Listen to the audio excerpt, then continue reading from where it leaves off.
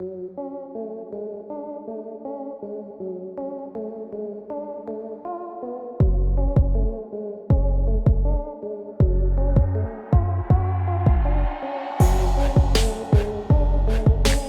2019 LG C9 OLED TV.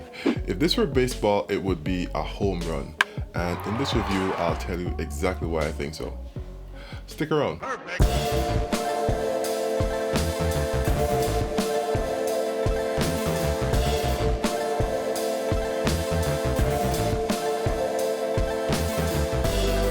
Hey guys, it's the Villaman here, home theater enthusiast and all-around tech lover, and on this channel we bring you the tech of entertainment. So we do unboxings, demos, comparisons, tips and real-world reviews of the tech that entertains you, so you can learn more and get the most out of them. So if you're into that, then hit that subscribe button and come along for the ride.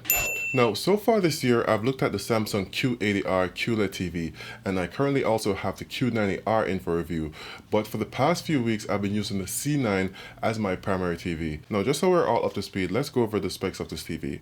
Now, it's an OLED TV, so what that brings with it is absolute blacks, so it essentially has infinite contrast. It runs LG WebOS, which has seen some usability improvements over previous years. It also supports all the major HDR formats such as HDR10, Dolby Vision, and HLG Hybrid Log Gamma, like this video right now. It also has 4 HDMI 2.1 ports and comes in 55, 65, and 77-inch screen sizes. It also has an internal sound system which LG says is capable of Dolby Atmos object-based audio, but most people who hear that will just laugh at the notion. Yes, LG, sure. What you should do instead is, if you have a receiver like the Denon X4500H that I'm also currently viewing, then you can send the uncompressed Dolby Atmos signal to your receiver over the enhanced audio return channel, which is also a HDMI 2.1 feature, and let your receiver handle the Dolby Atmos sound. Alright, so let's get into design. It's an OLED, so since it doesn't need a backlight, it has an incredibly thin design. It's one of those features which is very striking, especially for someone who is not used to seeing it. But the processors and tuner hardware has to go somewhere. So the lower half of the TV juts out about 2 inches where it houses all those internal components. The stand, which I wasn't a big fan of in the 2018 C8, has been redesigned also. It has a sleek, low-profile metal design which doesn't reflect as much of the picture towards the viewers in a dark room as it did in the C8. It still happens a little bit, but it's not as distracting as it once was. It has most of the weight in the back part of the stand, while the front part helps with stability. It works well. So let's talk about what I think of the picture, because after all, I'm sure that's what most of you want to hear about.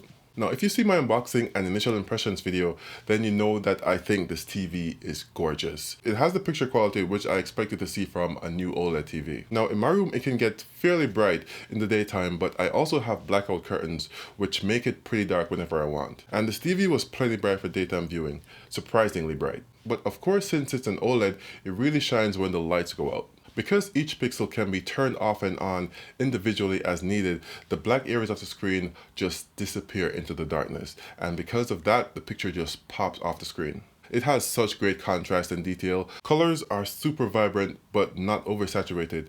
Blacks are pronounced but not crushed. LG has really improved their picture processing. The only gripe I have with the screen in general is that the anti-reflective coating isn't as good as the competition. I guess I've just been spoiled by what Samsung has done with their 2019 model TVs. If you want to see what I mean, then you should check out the review of the Q80R that I just published, or the 2019 OLED versus QLED comparison that I also did. I'll put links in the description. There are several picture modes to suit different tastes, from standard to vivid to the more accurate cinema and technicolor expert modes. But I found the best balance between accuracy, vibrancy, and luminance to be in the cinema home mode, so that's the one I mostly used. You can click on the card up there for my best picture settings video, and the links in the description also. Gaming on this TV was also great. I had no issues with input lag, as should be the case with any 2019 model TV, and whenever I was playing whether SDR or HDR games on the Xbox One X or the PS4 Pro, the gaming was smooth and super responsive.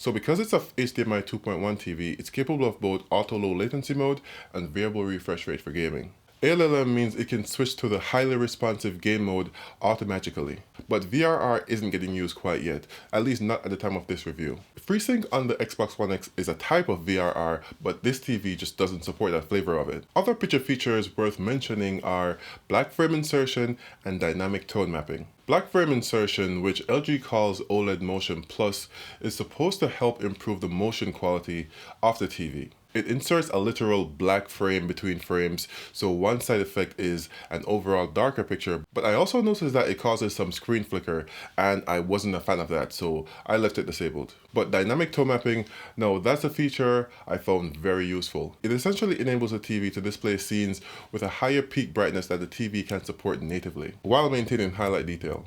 And in some cases, it led to a slightly darker picture, but in most cases, the overall scene brightness was raised, while the highlight detail was still maintained. This is especially useful for games because they can be mastered beyond 1000 nits, which exceeds what the TV can display natively. WebOS has had some great improvements too. It now has contextual menus for streaming apps such as Netflix and Hulu, where once you hover over the icon, then a submenu of relevant shows will appear. It also has a dashboard where you can manage all the inputs and devices connected to the TV, from media and smart devices to everything connected to HDMI. That said, there is still a frustrating lack of good apps in the LG content store. Sure, there are staples like YouTube and Netflix and Amazon Prime and all that, but what about apps like HBO Go or network TV apps? LG has some work to do in order to expand their marketplace because people who really want these apps will either have to get a streaming box like the Apple TV 4K or another TV entirely. But to summarize, what do I make of my time with the C9? Well, the TV is certainly one of the best TVs you can buy right now. The picture is crisp, vibrant, and punchy.